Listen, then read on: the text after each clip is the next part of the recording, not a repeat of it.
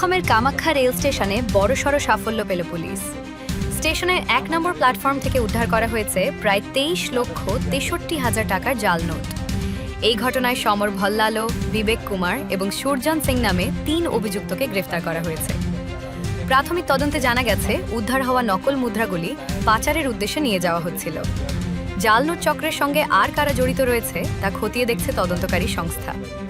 ঘটনাকে কেন্দ্র করে এলাকায় চাঞ্চল্যের সৃষ্টি হয়েছে।